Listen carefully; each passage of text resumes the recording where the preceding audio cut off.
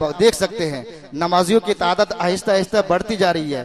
तो मस्जिद पांच गुंबद के इमाम साहब हाफिज फरीद साहब ने और जो मस्जिद पांच गुंबद के कारकुनान हजरात हैं, इन लोगों की राय के मुताबिक आहिस्ता आहिस्ता हम जो है कि पैसों को इकट्ठा करके मस्जिद को वसी करें ताकि नमाजियों को कोई दुश्वारी ना हो। अल्हम्दुलिल्लाह हाफिज साहब ने कदम आगे बढ़ाया है, आप हजरात के तावन भी आ रही है, दे रहे हैं। तो मैं कह रहा हूं कि ये रमजान का महीना, अगर आप ज्यादा से ज्यादा इसमें तावन करें, अपना बढ़ चढ़ करके हिस्सा ले, तो बड़ी जल्दी के साथ ये सामने वाला जो हिस्सा है हम जो है कि मस्जिद के अंदर उसे दाखिल कर लेंगे, तो नमाजी को कोई तकलीफ नहीं होगी।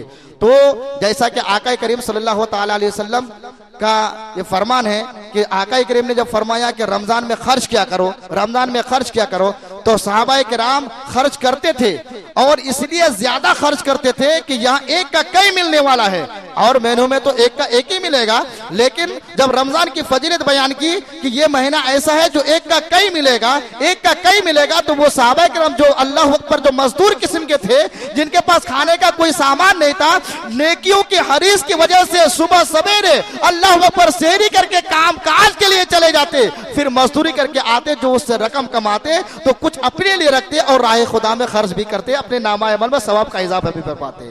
तो अल्लाह की बारगाह में ये हुजूर है, हम भी उनके गुलाम हैं, उनके नक्श कदम पर चलते हुए ज्यादा से ज्यादा हम ताउन करें ताकि हमारा काम बड़ी तेजी के साथ ये वाला जो सामने नजर आ रहा है ये बन जाए। और दूसरी बात यह है कि इससे पहले में मैंने ऐलान किया था, लोगों का एक वहम है कि जो मिंबर रसूल पर खड़े होकर उलमा बयान करते वो गलत बयान करते हैं। गलत बयान नहीं है।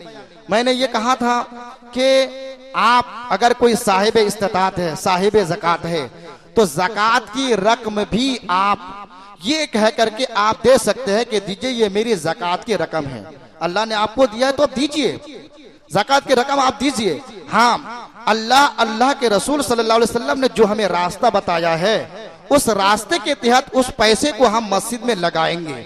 ज़कात की रकम न मदरसों में देना जायज है और ना ही मस्जिदों में देना जायज है। लेकिन मदरसे में हर कोई जानता है कि हाँ मदरसे में दिया जाता है, मदरसे में जायज है। अरे जब अल्लाह का घर ज़कात की रकम हजम नहीं कर सकता तो मदरसा कैसे हजम? वो भी तो रसूलुल्लाह का घर है। लेकिन उलमा उसकी सूरत निकालते हैं कि मदरसे में ज़कात की रकम को किस तरीके से हलाला किया जाए, जायज किया जाए। तो वही चीज हम देख रहे हैं कि हमारे पास कम है, जितने पैसों की जरूरत है उतने पैसे इकट्ठा हो पा नहीं रहे। तो हम ये कह रहे हैं कि आप हजरात से गुजारिश है, जो साहिब इस्तात जिसको अल्लाह ने मालो दौलत दी है, अगर चाहते हैं कि हम अपनी रकम ना दे करके ज़कात की रकम देना चाहिए मस्जिद में, तो आप मस्जिद की ज़कात की रकम भी मस्जिद में आप दे सकते हैं, दीजिए। लेकिन शर्त यह कि आप ये कह करके दीजिए कि ये ज़कात की रकम मेरी तरफ से है, मेरी तरफ से। अल्लाह तबारक व तआला उस पैसे को आपके लिए सदका जारिया बनाएगा। ये मुफ्ती गुलाम अहमद साहब ने अनवारुल बयान के अंदर एक बड़ी किताब के हवाले से लिखा है कि लोग कहते हैं कि ज़कात की रकम तो एक मैल है, ठीक है मैल है, उससे भी सदका जारिया होता है। मैं कहता हूँ हाँ, उससे भी सदका जारिया होता है। ये मुसम्मम इरादा करके आप दें, इंशाअल्लाहुल अज़ीज़ आपके लिए ज़कात की रकम अदा करके वो मैल भी दूर होगा और साथ साथ नेकियां भी मिलेगी और कयामत तक उसके रकम का जो सिला है दिया जाएगा। तो आप हजरात से मेरी यही दरखास्त है कि ज्यादा से ज्यादा इसमें तावन करें और बढ़ चढ़ करके इसमें हिस्सा ले। जो दोस्त अहबाब आपसे मिलने वाले हैं, पैसे वाले, उनसे भी कहा जाए कि भाई लल्लापुरा पाक मस्जिद के अंदर काम जारी व सारी है, अगर अल्लाह ने आपको दिया है तो आप जो है दे करके कुछ उसमें तावन करें। अल्लाह के हुजूर ये अर्जा है हम सारे मुसलमानों को इस महीने को अच्छे तरीके से गुजारने की तौफीक अता फरमाए। आप हजरत खड़े होकर के अपने सफ को दुरुस्त कर लीजिए।